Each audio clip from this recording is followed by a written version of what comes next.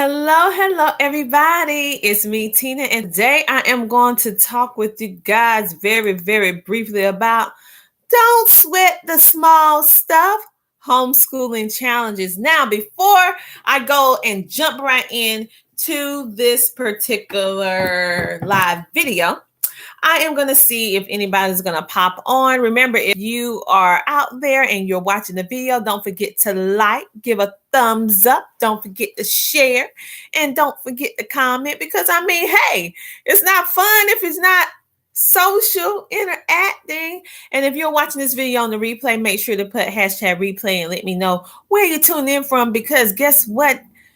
YouTube is international, so your videos get wider reach when you talk on YouTube. So, and I really like meeting new people. So today we're going to talk a little bit about, let me see, we are hitting that 1 minute mark. So I'm just going to jump right up into the topic. I know today is Friday and it's so many of you who are out and about with your amazing families. So I'm ecstatic about that. So enjoy your family and create those lasting memories and moments. With that being said, I want to talk to you about when homeschooling do not go as planned. Now, many of you're probably saying, oh, she's talking about homeschooling not being perfect.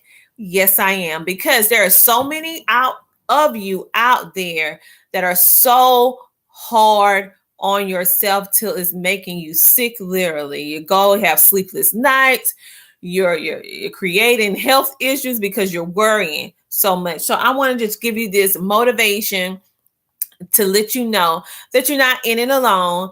All of us homeschoolers, whether we admit it or not, we have those moments, we have those ups and downs. Homeschooling is just like any other type of thing that you do, or relationship or challenge, or everything has its ups and it has its downs. And maybe right now you're in your down mode, and we know we're about to wrap up the official school year very soon.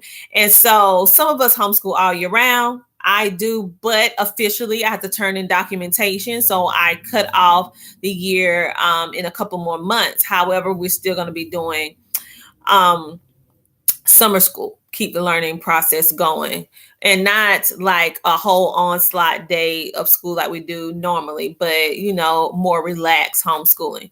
So with that being said, I have had the privilege to talk to so many amazing homeschooling moms and dads, and so many. And so I just want to share this little tidbit with you. A lot of times, and this may sound a little strange, a lot of times you and I, create a challenge that does not exist. What do I mean? Like, how can you create a challenge that does not exist? Well, sometimes we create a challenge and we make it into existence because we allow it to overtake our life. Meaning, we are always trying to reach someone else's expectations. We are looking at what someone else is doing in their homeschool, and it may be working amazingly for you. And then you go in and you try to do the exact same thing that they're doing, and you see that it is not working for you. And you're trying to figure out, why isn't this working for you? The reason why is because everybody homeschool is different. Yes, sometimes your homeschool is similar to someone else, meaning that you have the same circumstances or similar situations. Like you and the person may both have children with learning differences, or you may have a child that's gifted, or you may both be coming from a household that has a very low budget for resources, or you may be able to be privileged to get whatever resource that you want. But at the end of the day, it's still not working. And so you're trying and you're doing this and you're just trying to figure out, why isn't this working? Because you're trying to copy somebody else, and you just need to create what's unique to you and what your individual children, or if you have one child, if you have children, more than one child, if you have children, put it like that, you need to customize it to them in the way that they learn. And yes, we can get inspiration and encouragement and insight and direction from other people by seeing their journey. But at the end of the day, it's your journey. And when you start creating a challenge for yourself, is when you start trying to be a carbon copy of what you see someone else doing on YouTube or Pinterest or Facebook, wherever you are, and you starting to trying to copy or mimic what they're doing because it's going so well for them in their homeschool. You can take that inspiration, but then adapt it to your unique homeschool, and then you'll see a great benefit more so than you trying to do exactly what they're doing, because we're not the same people, right?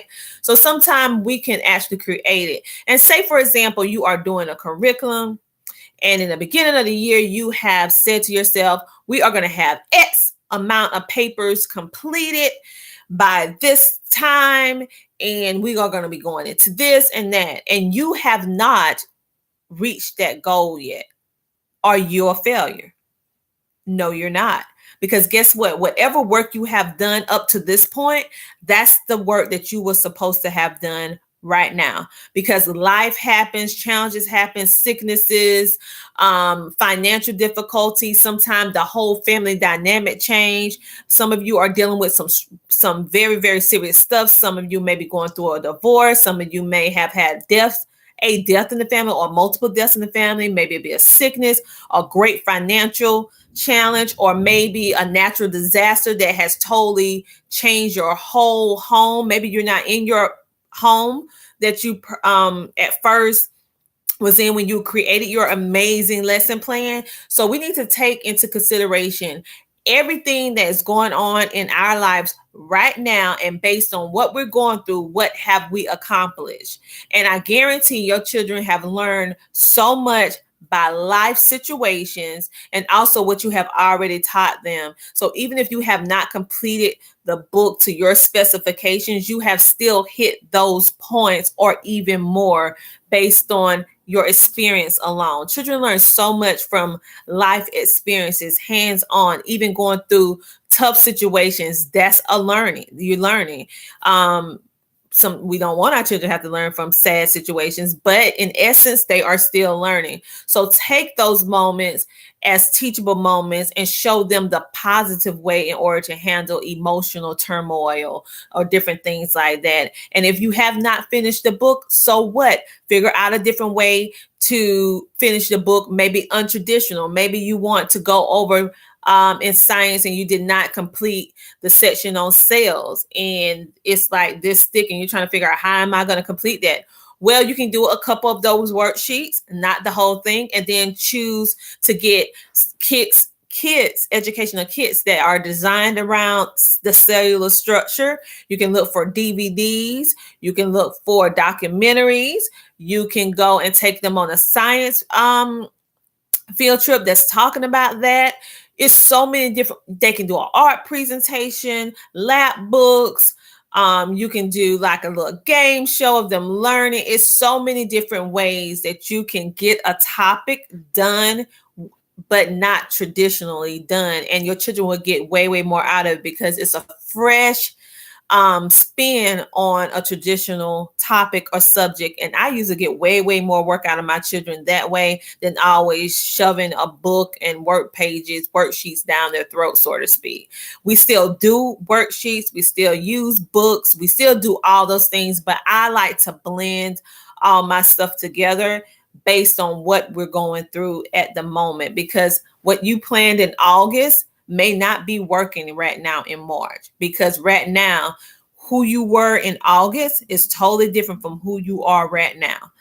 Due to your life and situations and your children and all that, things change. Maybe you don't even like certain things that you like in August of 2018 versus March of 2019. So we have to take all that into consideration, especially when children are growing up, they're changing, they're getting hormones. So we need to be flexible and adapt to whatever our unique situation is right now, not what it was when we first started the school year, and then adapt, adjust, and implement whatever we need to do for the rest of the school year to make sure that we're getting all the topics covered. Maybe it's not traditional way, but you're still covering all the amazing information that they will hold on to for a lifetime. So don't sweat the small stuff. There's more than one way to skin a cat.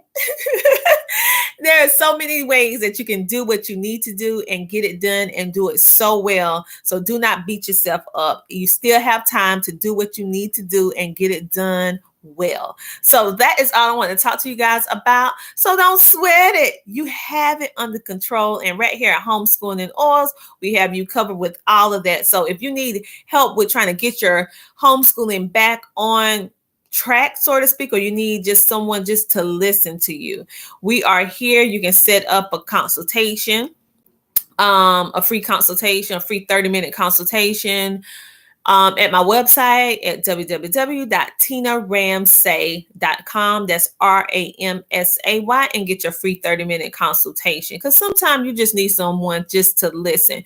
You know what to do, you know how to do it. You just need someone to give you the motivation and encouragement to keep going, and someone that understands. So, you guys, I understand because I'm in it to win it, and I'm homeschooling, and trust me, we have had our ups and downs as well. So I have learned this little tip. Don't sweat the small stuff because it's not worth it at the end of the day. We all have challenges, and we all going to have some struggles from time to time, but we can overcome them together. First of all, we just have to admit it. And then second of all, we implement and keep things going. All right. Stop sweating the small stuff. You are doing an amazing job, and your children will appreciate it. May not appreciate it now, but they definitely will appreciate it later, because you're giving them the best gift that you can ever give them, your love and you. And then you sprinkle that beautiful education on the top of it that's customized to their greatness. So I will talk to you guys later. Have a great weekend, and I will talk to you later. Bye.